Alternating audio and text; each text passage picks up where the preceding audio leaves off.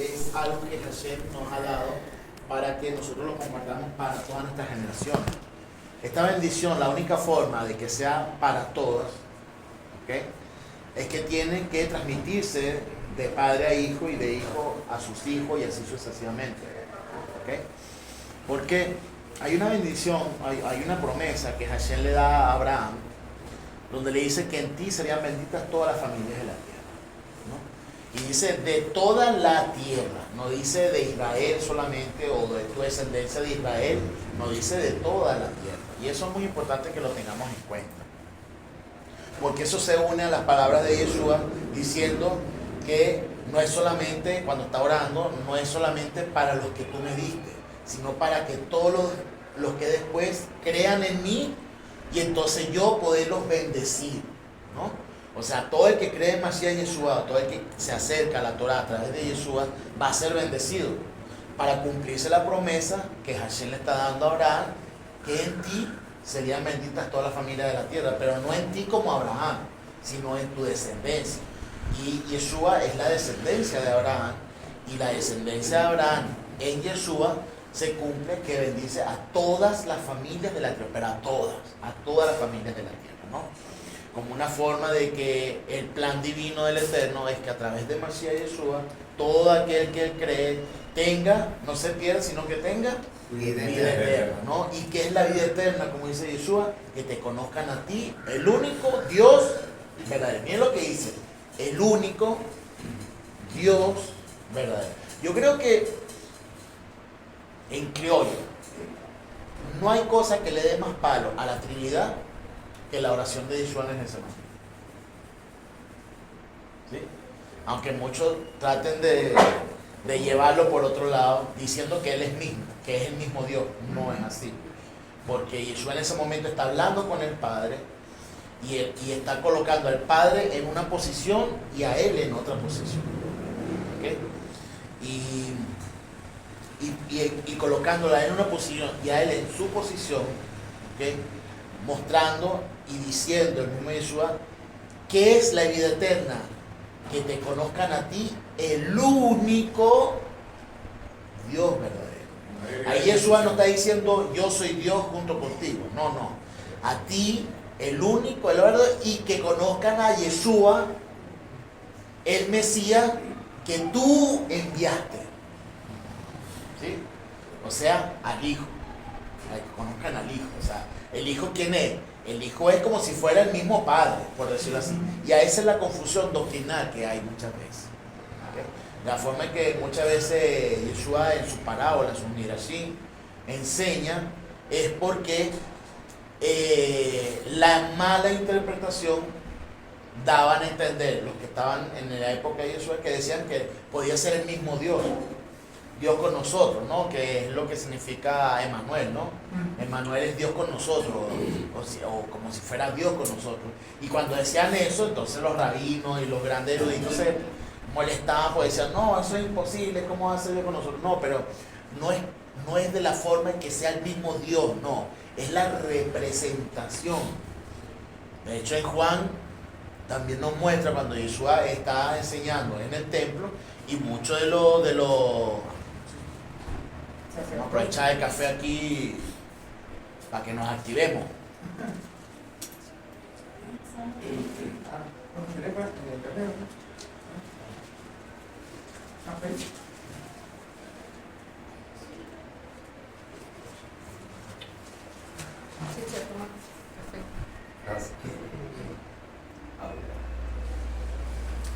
Gracias, Mari. No, un brindis por la Mari. La Mari está en todos lados. A la Mari le vamos a decir Drupi. Realmente, que el Eterno la bendiga mucho. El servicio es algo tremendo. Servir siempre son ángeles que Hashem pone en nuestra vida. Ahora, está soltera para los solteros, ¿no? Para los que quieran orar y quieran, por si las moscas, una mujer virtuosa. Ahora, que Yeshua está mostrando en esa oración de que, ¿y qué es la vida eterna? O sea, ¿y qué es la vida eterna? que te conozcan a ti, el único Dios verdadero. Mira lo que dice, el único Dios verdadero. No, ni siquiera número uno, el único. O sea, no hay ni dos, ni tres, ni nada. O sea, el único Dios verdadero. Mostrando que ahí pienso yo, o sea, no hay que ser muy erudito para entender que ahí está desmantelando lo que se conoce como la Trinidad. Ahí Jesús está diciendo que conozcan a ti, el único Dios verdadero. Ahora, ¿qué es Yeshua y qué le da el Eterno a Yeshua? Yeshua le da su nombre, que el nombre del Eterno es poderoso. Le da poder, ¿en qué sentido? Para hacer milagros, para detener la naturaleza, como lo hizo cuando calmó la tormenta y todo lo demás, ¿no? O hizo los milagros de la alimentación y todo eso. ¿A quién más Dios le dio una autoridad así?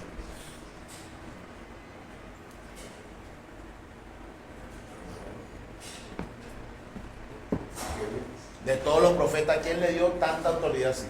Elías, a Moisés. Exactamente. A Moisés. Porque Moisés fue capaz de... Sí, Eliseo también tiene su... Eliseo y Elías, que tuvieron el día. Pero así con la naturaleza tan fuerte, Moshe.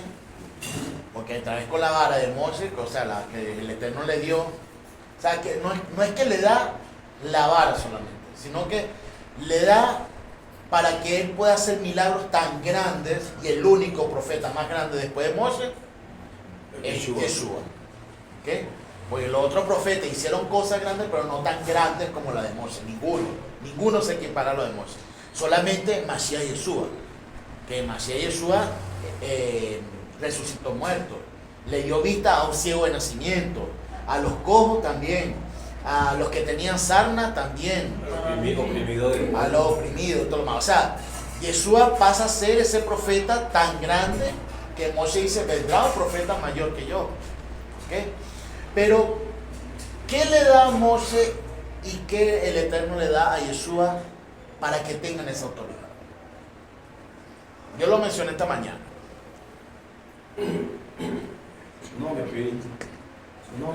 Su nombre. ¿Sí? ¿Por qué? Cuando el Eterno se le manifiesta a Moshe, que es en la salsa ardiente, ¿verdad? En la salsa ardiente, Hashem se muestra y le dice, yo seré el que será. O sea, él está diciendo su nombre, exactamente. Pero, ¿qué es el nombre? Que en eso sí me gustaría profundizar. ¿Qué es el nombre como tal?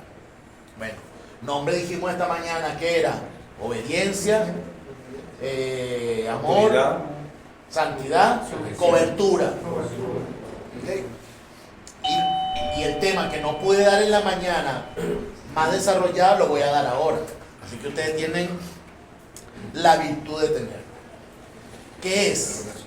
Autoridad. Diga autoridad. Autoridad. Hashem le da la autoridad a Moshe. ¿La autoridad para qué? Para hacer los milagros. Porque Moshe le dice, tú me vas a mandar para Faraón y ¿qué hago yo?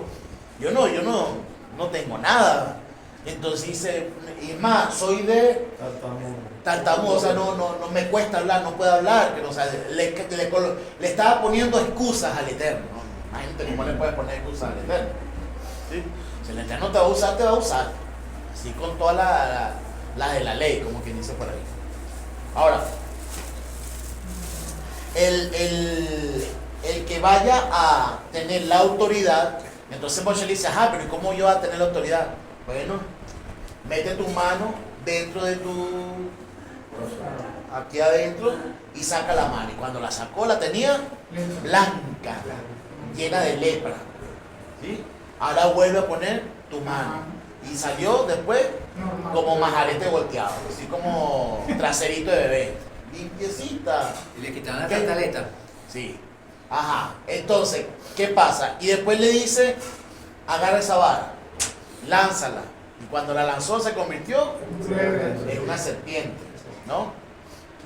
Que hay unas tradiciones y según algunas interpretaciones que era cocodrilo, ¿no? Porque acuérdense que el dios de los egipcios era más el cocodrilo el gran animal del río Nilo.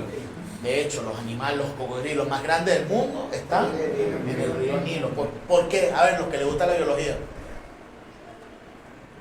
A ver, ¿por qué? ¿Por qué el río Nilo tiene los cocodrilos más grandes? ¿Por qué razón tiene los cocodrilos más grandes? Porque eran los ríos más grandes de la norte de África. Ajá, pero en los ríos hay caimanes. Eso es Venezuela. ¿Qué puede hacer un cocodrilo que no haga un caimán normalmente? ¿Dónde habita? En caudales fuertes donde hay En el agua y la tierra. Ajá, pero ¿qué agua? de rica alimentación de peces. Bueno, el caimán normalmente es pura agua del río, mientras que el cocodrilo puede estar en agua salada, ¿sí? Y el gran tamaño que se le tiene justamente a los que pueden estar entre agua salada y agua dulce, que son los cocodrilos, que son los más grandes del mundo, que están justamente en el río Nilo. Y son tan prehistóricos, tan grandes, tan brutales como animal, que los egipcios lo tenían como dioses. Por eso es que cuando Moshe se presenta ante Faraón y lanza la Torá, habla de cocodrilo, no habla de serpientes. ¿Sí? Pero bueno, eso es un tema X. El asunto es que el Eterno le está dando la autoridad. ¿Okay? A eso nos vamos a centrar. Le está dando la autoridad justamente para eso. ¿Para qué? Que con la misma vara vino las 10 plagas. Y las 10 plagas, cuando estamos hablando de las 10 plagas, es toda la naturaleza. Estamos hablando que fue la de piojo, la de sarna, la de las langostas, Eran los dioses. la rana, ¿qué más? La noche, las úlceras, Las piedras que cayeron del fuego. el granizo también, y la muerte de los primogénitos. Entonces, imagínense que hasta la muerte, el poder, la autoridad que Hashem le está dando a Moshe en eso. O sea, por eso es que Moshe es Moshe. O sea, no lo vean como, ese es como el Jesús, pero de los judíos. Vamos a decirlo así. ¿Okay? Moshe es el que tiene la más grande autoridad. O sea, tanto así que Hashem le dio la gran autoridad de poder hacer todo eso. Y todo en el transcurso de su vida. Estamos hablando de que abrió el mar rojo, de que sacó agua de la peña. Claro, todo eso lo hizo el Eterno, pero ¿a través de quién? De él. ¿Por qué? Porque le dio su nombre. Y su nombre equivale a cobertura, autoridad, obediencia. Oye, Moshe era muy obediente en todo, sumamente obediente. Le da la cobertura. Eso, le da el amor. Moshe tenía amor, muchísimo amor, a pesar de que era duro, pero Moshe tenía mucho amor. ¿Por qué? Porque a él le dolía a su pueblo. Le dolía a su pueblo y le dolía que Hashem más de una vez quería darle el lilín al pueblo, y él intercedía porque amaba a su pueblo. Amaba el llamado que Hashem le dio a él. Entonces, Hashem prácticamente le está dando sus atributos a Moshe. ¿Sí? Pero Moshe tiene sus peculiaridades. ¿Okay? No es el escogido para ser el Mashiach total o el Mashiach, porque el mismo Moshe reconoce y dice por revelación, ojo, a toda esta, por revelación, porque él ve quién está haciendo el servicio en el monte Sinaí, en la presencia de Hashem, que hay uno mayor que ofrece el servicio allí, en la presencia de Hashem. Entonces, como que Hashem a lo mejor le revelara a él que vendría el Mashiach, posiblemente. Y por eso él dice, vendrá uno mayor que yo, un profeta mayor que yo. ¿Okay? Entonces, después tenemos a Yeshua, y Yeshua en la oración de Getsemaní él dice, porque tú me has dado tu nombre, porque yo he enseñado en tu nombre, porque yo los he guardado en tu nombre. O sea, y vemos ahí en el libro de Juan, antes de eso, antes de que del Getsemaní, que fuera entregado Yeshua y todo lo más, cuando él estaba en el templo y él enseñaba grandemente. ¿Se acuerdan que le decían los rabinos, los fariseos y todo lo demás? ¿Con qué autoridad enseñas tú? o haces tales cosas. ¿Sí? ¿Con qué autoridad? ¿Y qué respondió? Que él mismo les hace la misma pregunta a ellos. ¿Con qué autoridad enseñan ustedes? Y ellos al que hace que haya bueno con la misma autoridad. La que ustedes no saben es la que yo vengo de mi padre. Ahora, cuando dice yo vengo de mi padre, entonces dice, oye, ¿eres tú el Mesías? Porque eso fue lo otro que dice, ¿eres tú el Mesías? Dice, bueno, si no creen en mí, ¿crean en lo qué? Crean en los milagros. Crean en los milagros. O sea, ¿qué le está diciendo a ellos ahí? Que si ellos admiran a Moshe por los milagros, porque no a Yeshua con los milagros. Tal vez la rabia que le daba era de dónde venía Yeshua o de qué forma enseñaba, humilde, amoroso, tranquilo. No era el pomposo o el grande como ellos pensaban que a lo mejor podía ser el Mashiach. Pero él estaba enseñando con la autoridad que Hashem le había dado. Y con una autoridad en obediencia y en santidad, que es lo más tremendo. Porque en todo, en lo que probaron a Yeshua, en todo él salía aprobado. Más bien ellos los que salían con las tablas en la cabeza. Porque Yeshua los contrarrestaba y cuando los contrarrestaban no sabían qué decir, no sabían qué hacer. Ahora, ¿qué es el nombre de Hashem? El nombre de Hashem es la autoridad que Él nos da. Ahora, Yeshua dice, así como tú me has enviado al mundo, ¿verdad? Y cuando dice tú me has enviado al mundo es porque tú me has dado el nombre. Y yo les he dado a conocer tu nombre, o sea, tu autoridad, tu santidad, tu cobertura, tu amor. Se lo estoy dando. Él es el amor encarnado y todo el mundo dice, hay un Dios bueno y un Dios severo. Entonces el Dios severo es el que está arriba. Y el Dios bueno es Jesús. Eso lo dice. Y que Jesús es amor. Él es el Dios de amor. El otro no, el otro el Viejo Testamento, el Antiguo Testamento es un Dios severo, un Dios malo. Y eso es lo que nos ha enseñado la doctrina. ¿Por qué? Porque hay antisemitismo. Como diciendo, el Dios de los judíos es un Dios malo, severo. Mientras que el Dios de los gentiles, que ponen a Jesús como el de los gentiles, es el bueno. Él es el bueno, el compasivo, por el cual entramos. Y no entienden realmente cuál es el plan. ¿Por qué? Porque el mismo Jesús está diciendo que te conozcan a ti, el único Dios verdadero. El único Dios verdadero. Y que conozcan a Yeshua HaMashiach, que tú lo enviaste. ¿Como qué? Como la autoridad y la representación de Hashem. Por eso es que Yeshua siempre enseñaba de que tanto el siervo como el hijo, en las parábolas, a los trabajadores, a los campesinos y todo lo demás, él lo mostraba como que es como si fuera el mismo dueño de las tierras. Entonces, cuando se muestra Yeshua, él es la representación visible del Elohim invisible. Lo que pasa es que la interpretación de muchas doctrinas lo han hecho y lo han puesto como Dios. Y lo han puesto por encima de Dios, Hashem. Entonces ese es el gran error que hay. Y no es una cuestión de quitarle o no quitar la autoridad a Yeshua, no, porque Yeshua tiene la autoridad. El Eterno le dio potestad sobre todo y autoridad sobre todo, reinado sobre todo, principado. Y todos se arrodillarán a sus pies en el mundo físico, porque Hashem no se puede mostrar, porque Hashem es el todo. Y eso es lo que mucha gente no comprende.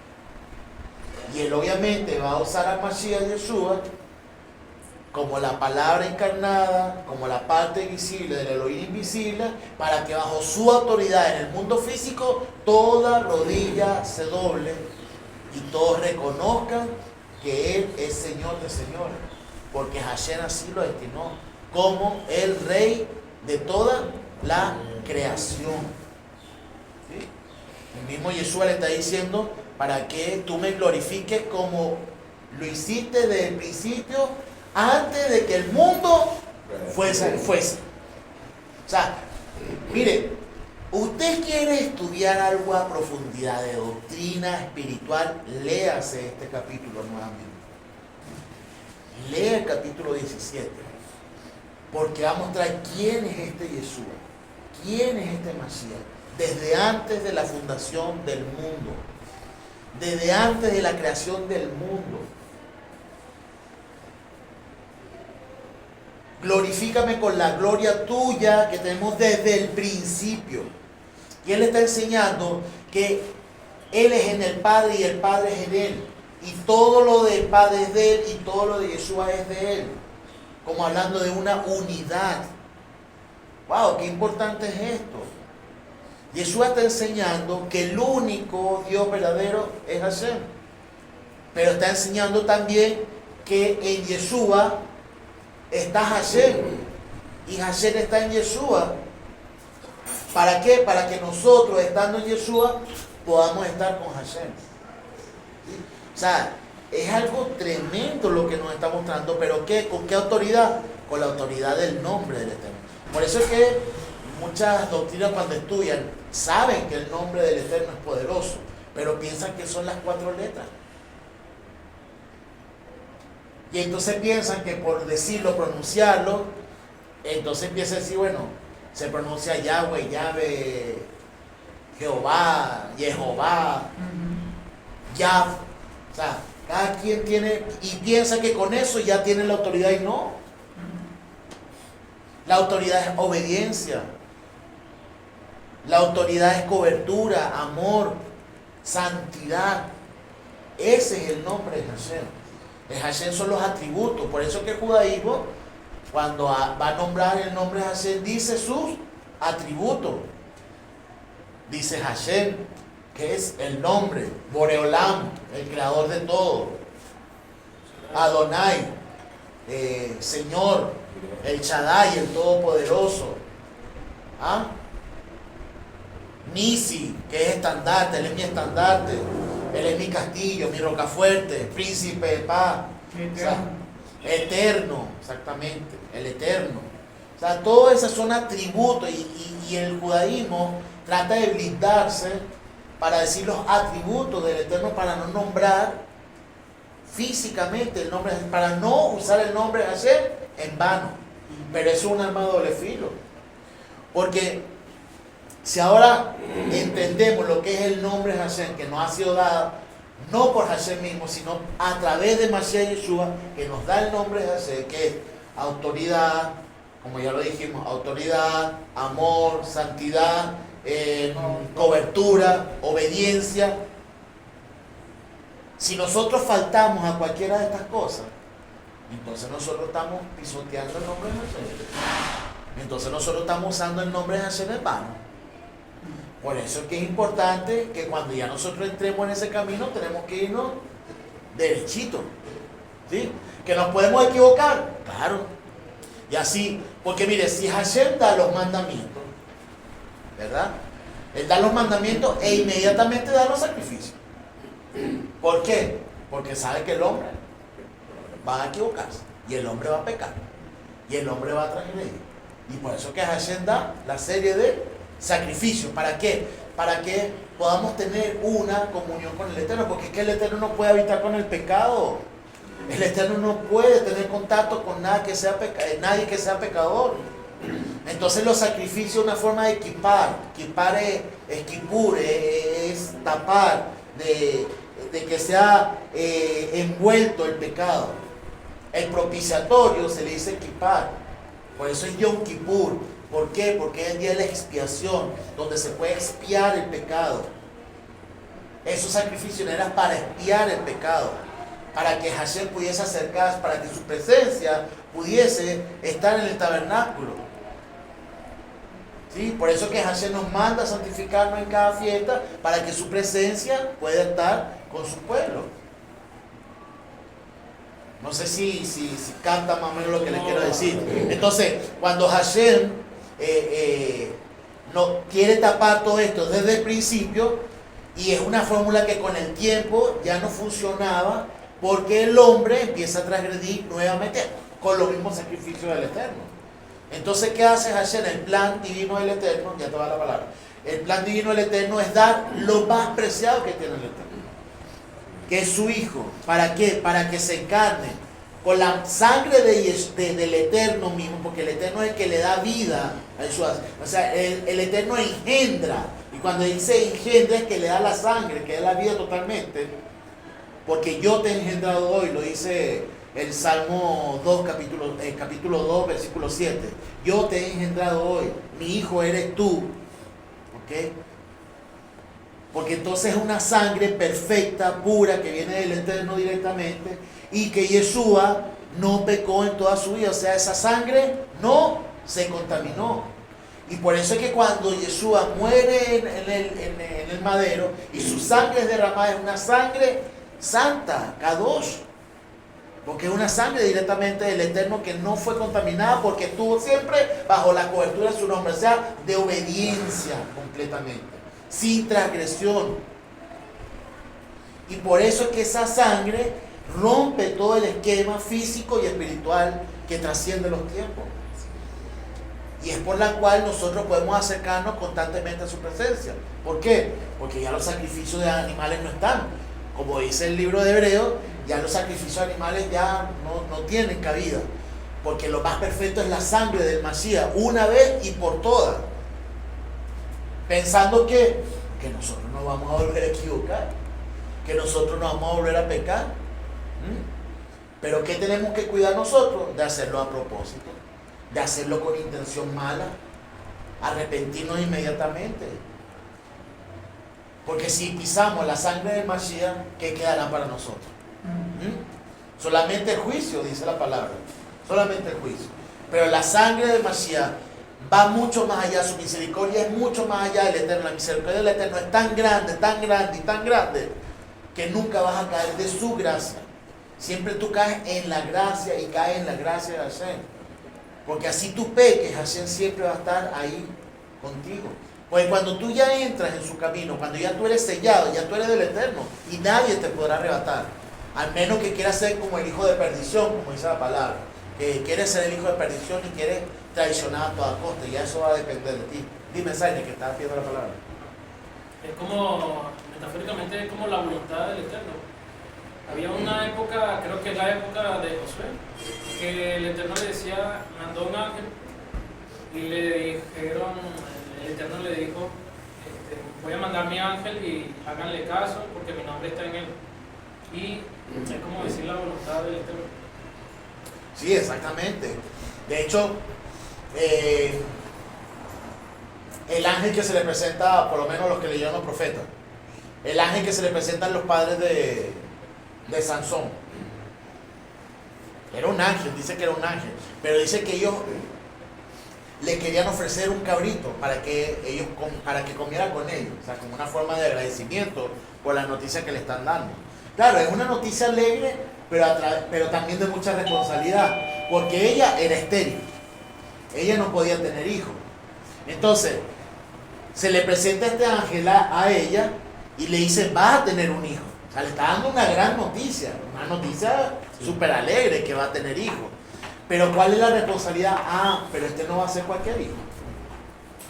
Tú vas a tener que abstenerte de tomar vino, de cualquier cosa contaminada y todo lo demás, porque tu hijo va a ser nazareo. O sea, tu hijo no podrá tomar nunca vino, va a tener que ser apartado, santificado, porque es el que va a derrotar a los filisteos. ¿Sí? Él es el que va a guerrear por los filisteos. Va a tener una fuerza imponente que nos está mostrando ahí Hashem.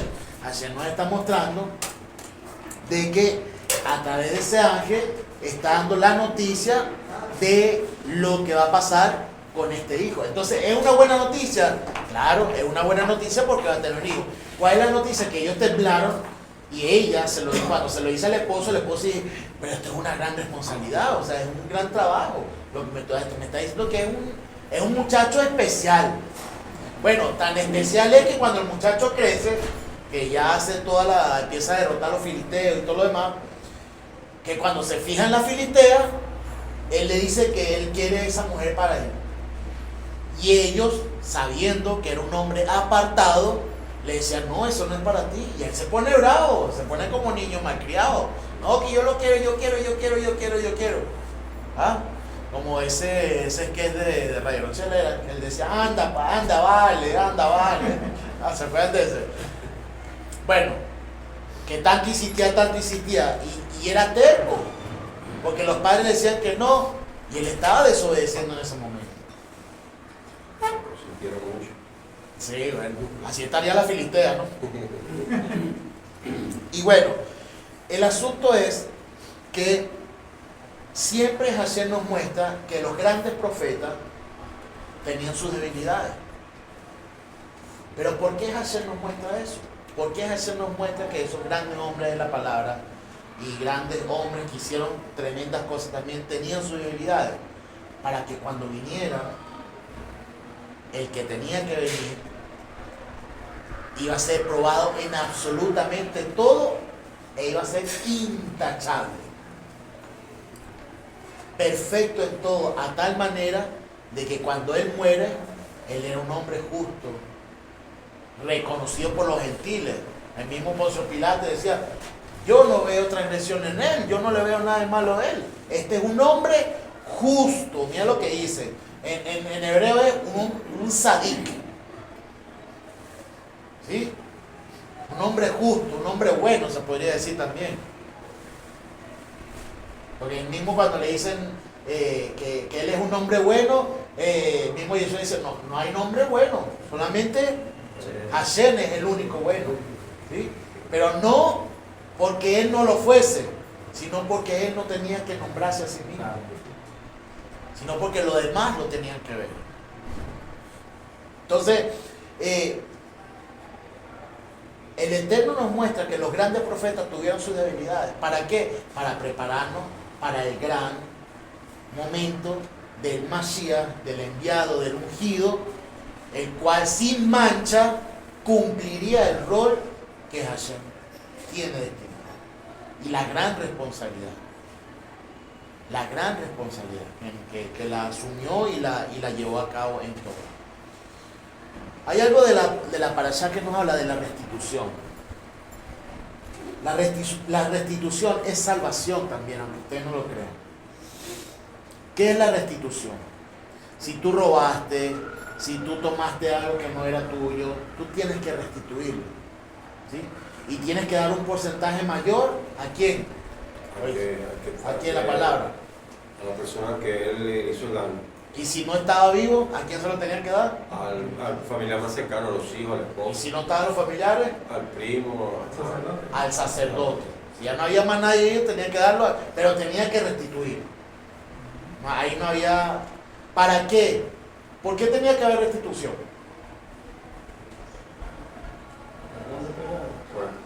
Primero para que haga chalón, porque la persona que pague ya... Para cubrir el pecado, saldar.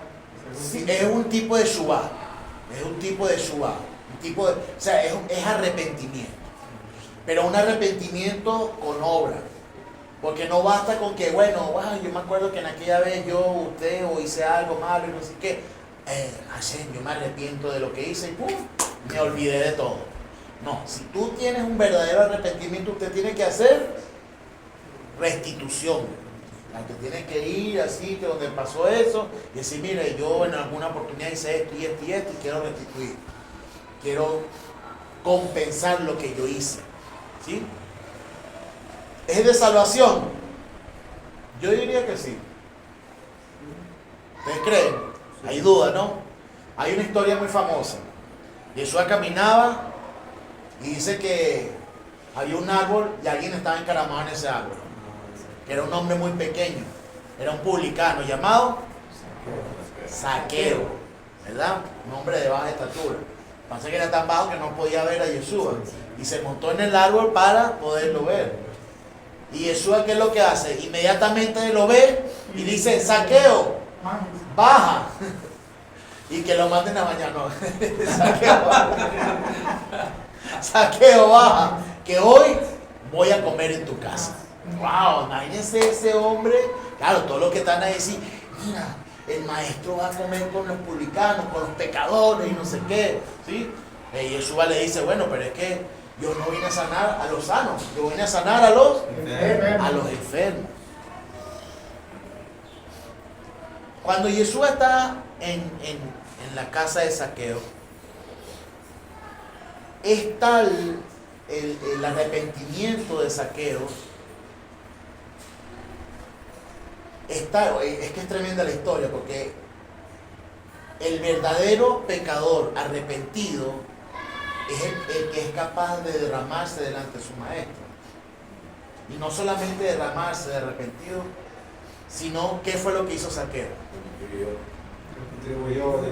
Él dijo, voy a darle mi riqueza a los que yo, en el momento yo me aproveché de ellos.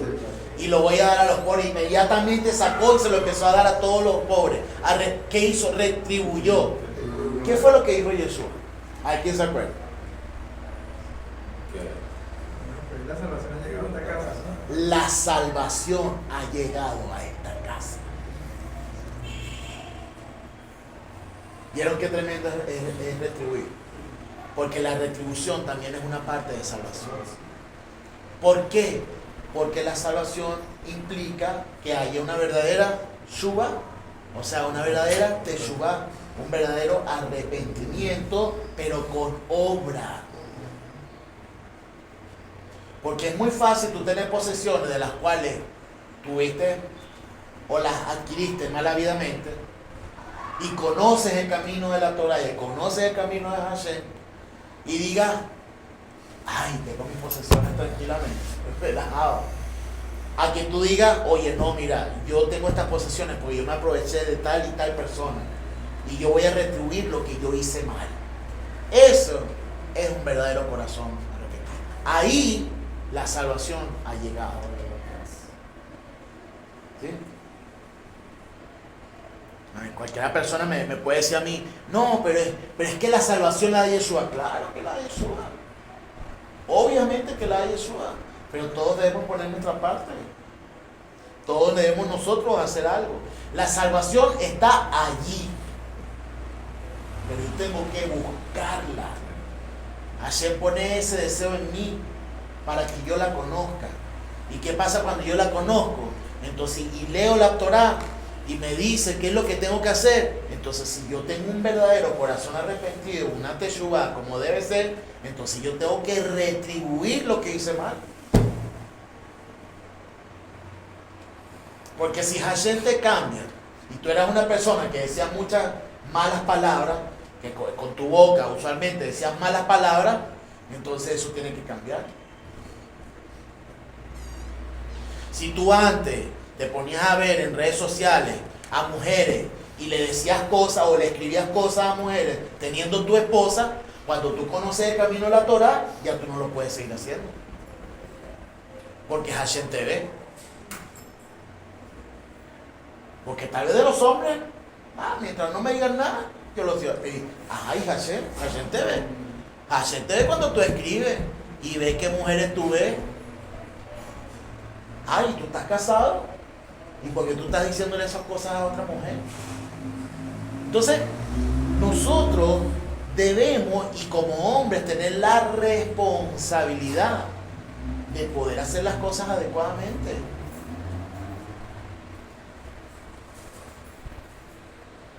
El camino de la Torah no es fácil, es un camino difícil, un camino con piedras, rocoso, complicado.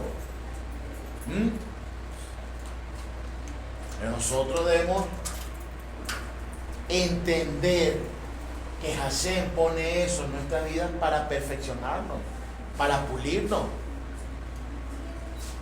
Mire, cuando usted dice, Hashem, úsame, quiero que tú me uses, quiero ser un obrero tuyo, quiero que me lleves a tu santidad.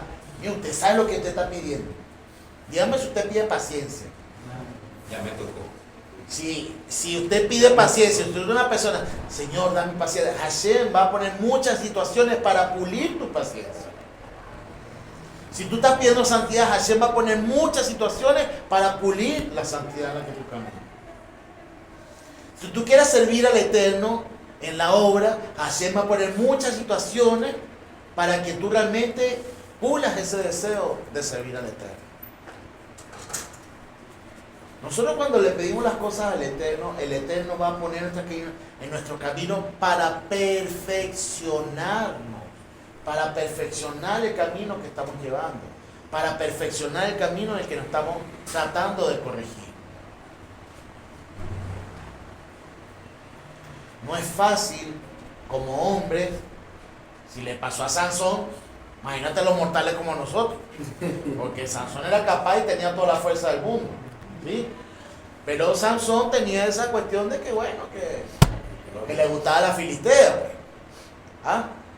Ya, hasta el punto donde lo llevó, prácticamente perdió su fuerza por engaño y todo lo demás. Pero él jugaba, a él le gustaba jugar al gato al ratón. Bueno, yo estoy con ella, pero no le digo la verdad. No le digo, hasta que un día tanto dio él, pues la mujer es astuta. Y las mujeres son muy astutas. Así que todo varón, todo hombre que diga, ay, mira, es que ya se ve tan buena, imagínate si conociera al Señor. Imagínate si conociera al Señor, ay, fuera la perfecta para mí. Y entonces te va y le dice, no sé qué, ella, bueno, está bien. ¿Qué es más fácil? ¿Que tú la jales a ella o que ella te jale a ti? Normalmente es que ella te jale a ti. Claro. Es lo más normal. Siempre, ¿por qué? Porque nosotros estamos en un estatus espiritual más elevado. Y la otra persona está en un estatus espiritual más abajo. Y usted, cualquiera que haga experimento, sabe que el que está arriba y trata de jalar al de abajo, es más fácil que el de abajo lo jale al que está arriba. ¿Sí? Nadie puede salvar a otra persona. Nadie. Usted simplemente puede llevar el mensaje. Y es el Espíritu de Hashem el que hace la obra. Y es esa persona la que tiene que tomar la decisión. ¿Sí? ¿Por qué? Porque una persona tiene que mostrar testimonio de que ha cambiado. Y eso va con nosotros también. Oye, si cada día nosotros no estamos diciendo que somos perfectos, porque nadie es perfecto. Pero si Hashem con su Torah nos está dando palo a nosotros como hombres, ¿verdad? Pues, oye, pasa una semana, bueno, yo hago esto y esto y esto, pero yo pienso que es normal y está tranquilo. Y de repente en la próxima para allá me muestra que una de las cosas que estoy haciendo no está bien. Y entonces empieza esa lucha. Si lo suelto o no lo suelto. Si lo dejo de hacer o no lo dejo de hacer. Y empieza esa lucha. Ahora, si lo dejas de hacer, pues en otras parashot, Hashem te va a mostrar, pero aquí tienes otra cosa que tampoco está bien, que tienes que corregir. Pero no es porque Hashem te quiere cambiar para que tú seas una persona triste, que piensa que estás preso del Eterno, porque hay muchos que lo toman de esa manera. No, Hashem te está haciendo libre, pero libre dentro de la orden de servir al Eterno. ¿Qué es preferible? Porque la pregunta sería esa. ¿Qué es preferible? Tener las libertades de hacer lo que yo quiera, siendo siervo de Hasatán, ¿verdad? O abstenerme de las cosas de este mundo, pero ser siervo de Hashem. Porque ser apartado, como dice el Nazir, el nazareo, es que se tiene que abstener de cortarse el pelo, abstenerse del vino y todo lo que sea de fruto de la vid, todo, la uva, el ollejo, todo, cualquier cosa. Abstenerse de esas cosas. Abstenerse de alimentación inmunda, no permitida, de muchas cosas. Tienes que abstenerte. Hashem nos da la Torah para abstenernos de muchas cosas. Si nos vamos al Kashrut, el Kashrut me dice a mí que hay cosas que no puedo comer. Y muchos le quieren dar la explicación científica. No, que el gusano, que la bacteria. No, es obediencia al Eterno. Listo. Ahora, que tengo una explicación científica, bueno, es un plus. Pero lo primero que es estar en mi corazón, es que es obedecer al Eterno. Y lo hago por amor. Y cuando yo me abstengo, me estoy apartando. O sea, estoy siendo un nazir. En cierto modo, estoy siendo nazareo. Me estoy apartando para el Eterno. Estoy entrando dentro de lo que Hashem quiere santificarme para yo santificarlo a Él. Entonces cuando nosotros cumplimos Torah y nos apartamos, nos abstenemos de lo que todo el mundo come, como lo dice Rav Shaul, pues Rav Shaul lo explica. Rav Shaul explica esta misma parte de una forma, dice que yo puedo hacer de todo, mas no todo me conviene. Tomo lo bueno y desecho lo malo. Y eso es estar apartado. Entonces, en cierto modo, eso causa en mí una elevación espiritual. O sea, andar en el espíritu. Porque me estoy apartando. Hashem quiere que nos apartemos para su servicio. Ese es el propósito de apartarnos. El servicio a Hashem. Porque ¿qué vamos a hacer nosotros en el Olam Haba? ¿Qué usted cree que va a hacer en el Olam Haba todo el tiempo? ¿Qué usted cree que va a hacer? ¿Usted cree que va a andar con un arpa encima de una nube? Que muchos piensan eso, que van a estar con un arpa encima de una nube, viendo, no sé, contando las nubes que van pasando, qué sé yo. ¿Usted cree que va a hacer eso? No. En el Olam Haba todos vamos a estar en el servicio, adorando, alabando constantemente al Eterno. Entonces Hashem aquí en este mundo físico nos está perfeccionando. ¿Qué es lo que produce regocijo en el Eterno? Que a nosotros se nos ha dado albedrío propio. Y que nosotros de nuestro propio entendimiento, de nuestra sabiduría y de nuestro corazón, por iniciativa propia, adoremos al Eterno, no por obligación. Eso causa un regocijo enorme en el Eterno. Porque entonces se quiere decir que nos está perfeccionando. ¿Para qué? Para que en el Olam Haba seamos verdaderos adoradores delante de su presencia. Porque eso es lo que vamos a estar haciendo. Adorando al Creador. Hashem tendrá otros planes.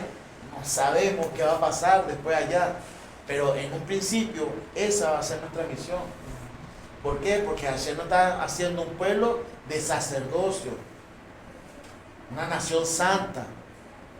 Pueblo escogido. Un pueblo escogido que Hashem nos ha escogido para apartarnos, para santificarnos. Entonces, el que yo me aparte, el que yo cumpla sus mandamientos, quiere decir que yo me abstengo de cosas. Muchos dicen, que los judíos no pueden comer esto, que los judíos no pueden hacer esto, que no pueden hacer lo otro. Es porque Hashem me quiere apartado para su servicio, para hacer las oraciones, para dirigirme a Él. Porque cuando usted esté preparado, cuando usted ya cumple los mandamientos, ¿qué usted cree que va a pasar? Dice la palabra que el pueblo escogido del Eterno será servidor de todo el mundo. Usted va a ser sacerdote, usted va a ser levita, usted va a ser un servidor de Hashem. ¿Para qué? Para que cuando vengan las naciones, hagan el servicio a Hashem con usted como sacerdote. Imagínate tú estar en la presencia de Mashiach Yeshua sirviendo al Eterno. ¡Wow! Eso es algo tremendo. ¿Sabe qué? Disculpe que se me acaba de venir, hermano. Incluso sacerdotes de los hermanos judíos que no creen en Jesús. Es que lo van a... En ese momento, como dice la palabra, cuando lo vean venir y lo verán como el traspasado y como el primogénito traspasado.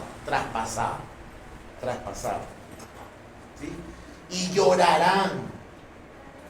Porque ahí entenderán entonces de que Él se va a mostrar y decir, siempre estuve aquí, yo siempre fui. Y ellos llorarán y llorarán y llorarán y llorarán. Pero están dentro. O sea, cuando esta mañana estaba explicando, todos judíos que hacen las oraciones, y estoy hablando de todos los tiempos, buscando a Hashem, ¿sí? Sin poner al Mashiach como tal, ¿okay? Está buscando al Eterno. ¿Sí? Y está obedeciendo al Eterno, obedece la Torah. Y estoy hablando de los que de corazón sincero lo hacían. No puedo ponerlo a todos, pero por lo menos los que de corazón sincero lo hacían. Y los que fueron escogidos por el Eterno, porque el Eterno sabe quiénes son los escogidos y los que ya Él destinó desde antes de la creación del mundo. el Mashiach, cuando muere y resucita, es por todo. Muchos creen que es solamente por los que creen en Él. Es por los que creen en el Eterno. ¿O qué usted cree? ¿O son de los que piensan que cuando sea ya el día de juicio y todo lo demás, la promesa del Eterno al pueblo de Israel, ¿qué va a hacer? Ah, no, como tú no creíste en Yeshua, entonces tú te vas fuera. ¿Te crees que va a pasar eso? No, ya está sellado. Pero es lo que dicen muchos cristianos. ¿Sí? Los cristianos son los que están comprometidos, son ellos. Sí, pero Yeshua también enseñaba que los que desprecian al hijo del dueño del huerto también serán quemados y serán echados fuera. Porque hay que ser muy duro de corazón para que se te revele el Mashiach y tú aún así negarlo. Por eso es que muchos rabinos se quedan callados. Mira, hay muchos rabinos que no dicen nada porque a ellos les ha sido revelado el Mashiach, pero ellos están callados, ellos no dicen nada, ellos quedan callados. Una pregunta con respecto precisamente a eso, Amado, que no se ha dado en su experiencia. Si usted conoce personas ortodoxas o a la manera de pensar de ellos creen en el Brit Hadashah, allí está muy revelado el Mashiach. ¿Ellos qué hacen con respecto a eso? Mira, lamentablemente ellos prohíben el Brit Hadashah. Y el que lo lea es un traidor y lo echan de la comunidad. Y lo leen. Porque dicen que eso es como un virus, así como lo que estábamos enseñando esta mañana. Son como los zombies. Pero ¿saben por qué? Porque resulta que los pocos que lo han leído han entendido que Yeshua es el Mashiach. Y cuando le empiezan a hablar a otro, de hecho, en Israel están asustados ahorita. ¿Por qué? Porque el crecimiento de los judíos que están creyendo en Yeshua, pero el Yeshua judío, no el Yeshua ese griego romano que no, el Yeshua judío, porque se está quitando el velo del judaísmo de Yeshua y mostrándolo. El primer ministro no de Yeshua. Claro. De hecho, él estaba con el turco en ese momento, porque acuérdense que él estaba en las cuevas del Qumran, que acuérdense que eso queda en Turquía, y estaba ahí. ¿Por qué? Porque había manifiestos donde Netanyahu le decía que por favor le entregara los primeros escritos del segundo templo, de los apóstoles. ¿Y usted sabe por qué el primer ministro de Turquía no se lo dio? Quiero que se revele la... No conviene. ¿Pero por qué? Los ortodoxos Porque ellos son musulmanes, ellos no creen en Yeshua, ¿no? No, pero Entonces le pagaron. no es por Yeshua. ¿Saben por qué? Porque esos escritos dicen que Jerusalén es la capital de Israel. No conviene. Ahí está revelado lo que ellos Y ahí quieren se tapar, cae por claro. tierra, y ahí se cae por... Y esos escritos los tienen ellos, los turcos. Y ahí se cae por tierra cualquier pensamiento musulmán de decir que Jerusalén pertenece a los musulmanes, sino que es de Israel. Y donde Netanyahu le dice, y en una conferencia, que es lo que tú estás diciendo, él dice, Yeshua fue judío, un gran maestro del segundo templo, que nació, vivió y murió como judío. Dicho por Netanyahu, reconociendo que Yeshua estuvo. ¿Pero por qué? Porque Yeshua pasó a ser una referencia histórica para el mismo pueblo de Israel. Porque en lo que empezaron a decir que Yeshua era palestino, la mayoría de los judíos no, Yeshua era judío. Entonces, claro, cuando empiezan a decir que Yeshua era judío, pero entonces sí es judío.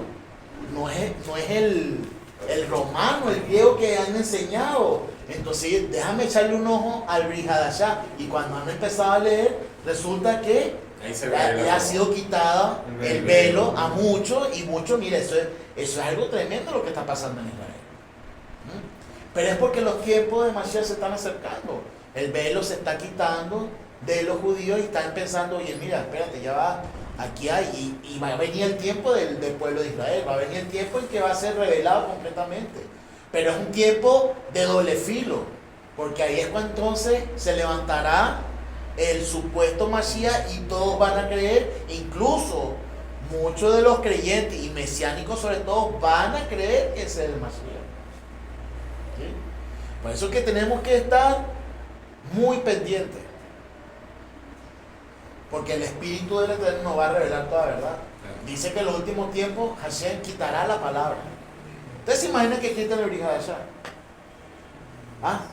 Y que el Espíritu de Hashem será quitado, que es el que nos lleva a toda verdad y el que nos revela todo. Eso es un caos. Sí, en cierto modo, para el que no está bien cimentado, sí. Y por eso es que entonces vendrá. A ver, ¿cómo podría quitar el Espíritu y cómo podría quitar la palabra? Eliminando la Torah, eliminando. Pero ¿cómo? Es imposible. Tergiversándola. ¿Quién podría hacer eso? Dice que la bestia lo puede hacer. ¿Quién sería la bestia? Yo lo he dicho en varias oportunidades aquí. Para mí, La tecnología de la IA. la IA. Y la tecnología en general, pues. Sí, pero la IA. Mire, la IA está haciendo algo tremendo. Cada vez se va a perfeccionar más y cada vez se va a perfeccionar más hasta que sea un poco más autónomo.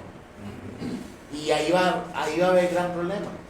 Porque resulta que ya muchos creyentes, pastores, acuden a la IA para estudiar la Biblia.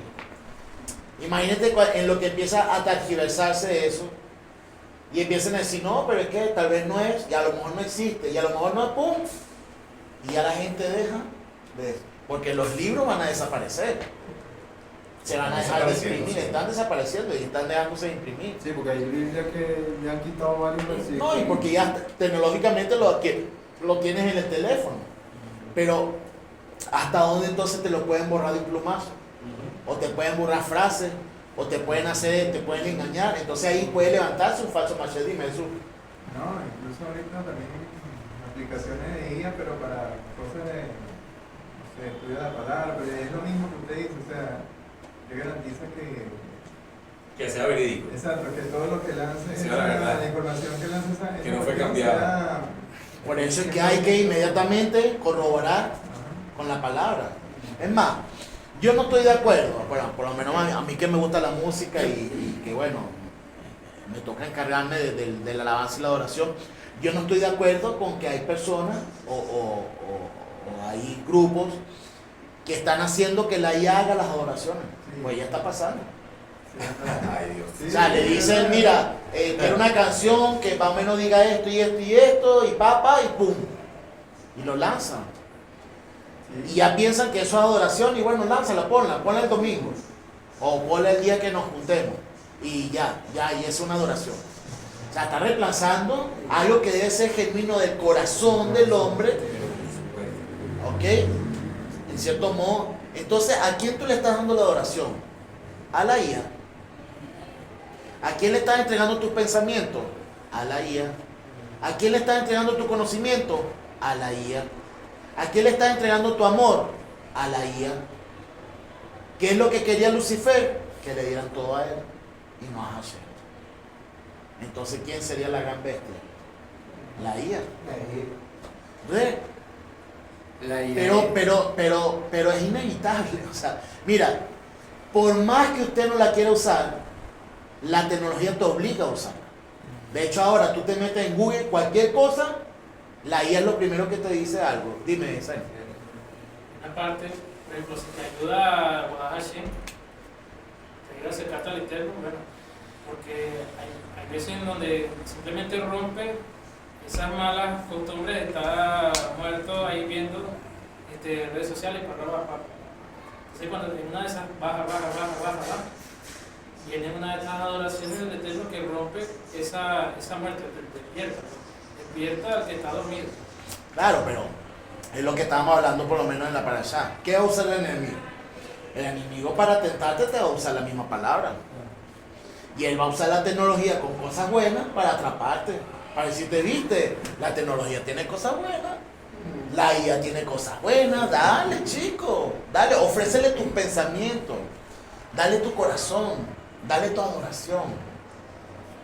Suena maquiavélico, pero es así.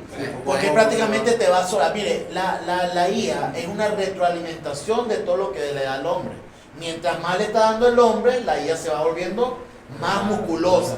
En cierto modo es como lo que se inyectan los esteroides. Le está dando esteroides y le está dando los mejores esteroides de tu vida. O sea, le está dando tu energía, le está dando todo. Entonces, ¿a quién realmente le estamos entregando la adoración? ¿A quién le estamos entregando la responsabilidad? Prefiera que sea en el futuro un desastre y se vuelva inestable. Pero es que está destinado a eso, Zaina. Está destinado a apoderarse del pensamiento humano. Eso es lo que pienso yo. Está destinado a eso. ¿Por qué? Porque ya el hombre no va a querer pensar. Mire, por lo menos, se lo pongo como ejemplo rapidito. Eso mismo. ¿Qué hacíamos nosotros lo que somos del año 87, 88? La mayoría de los que éramos adolescentes en ese momento. Más adolescentes o menos adolescentes, pero entre los 88 y 90. ¿Verdad? Ahí había puros teléfonos de y empezaron a llegar como los casitos. pero era igual, los mismos teléfonos. Y el- Exacto. ¿Y qué usted tenía que tener? O tenía un papelito, una agendita chiquita, o lo tenía y usted era capaz de memorizarse 10 números de teléfono. El de su mamá, el de su abuela, el de su papá, el de la casa, el de la oficina, el de la novia, bueno, los 3 que tenía la novia, el de la casa de la abuela, el de la mamá y el del papá, si era divorciado. Usted se aprendía todos esos números, pero usted tenía esa retención. Ahorita trate de decirme el número de su hija, o el número del vecino. No va a poder, porque usted ¿cómo lo tiene? Como el vecino, como hija, como papá, pero no se acuerda y le cuesta acordarse del número de teléfono. Entonces ya por ahí empezamos a entregar información, al igual que cosas bancarias y cosas más, se lo estamos destinando para que la vida sea supuestamente más fácil. Y la IA va a hacer que te embrutezcas más y te va a hacer mucho más dependiente de la IA. ¿Ustedes vieron la película, cómo que se llama el robotico del ojo así? El robotico. Wall-E. Ajá, Wall-E. ¿Se acuerdan de Wall-E? Lo que es la película Wall-E. A mí me gusta ponerlo así para que la gente... Los gordos que Ajá. en el espacio. ¿Cómo era la nave espacial? ¿Eran puros? ¿Cómo era la gente? Era pura gente gorda, porque no se movía. ¿Por qué? Porque todo era fácil. Dame comida, llévame para acá, llévame para allá. No tenían que caminar, no tenían que hacer nada. Eran personas inútiles. Mire, cuando muestran eso, es porque nos están preparando para lo que viene. Exactamente, para lo que viene. Mire, todas esas películas que usted ve de Terminator. ¿Qué es Terminator que habla? De la IA. Y cómo la IA se va a transformar prácticamente en el dueño del mundo. ¿Cuál otra película así? Matrix.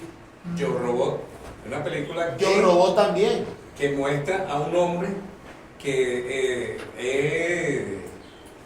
es contrario a todo lo que quería. No quería La un tecnología. carro automatizado, sino que él quería manejar él. Él no quería que la inteligencia hiciera las cosas, sino que él quería hacer el mismo. Él no quería depender de nada. Claro. Pero ¿con qué lucha? Lucha justamente con un robot de inteligencia artificial que empieza a tener pensamientos propios. Y que empieza a tener como que sentimientos. Entonces, la película de Robin Williams, ¿se acuerdan? Que él era un robot. ¿Se acuerdan? Que él era un robot y pasa una generación y otra, y él sigue igual. O el del niñito. También. El del niñito también. Que va pasando una generación y otra generación y otra generación. Pero ¿qué nos muestra eso? Que vamos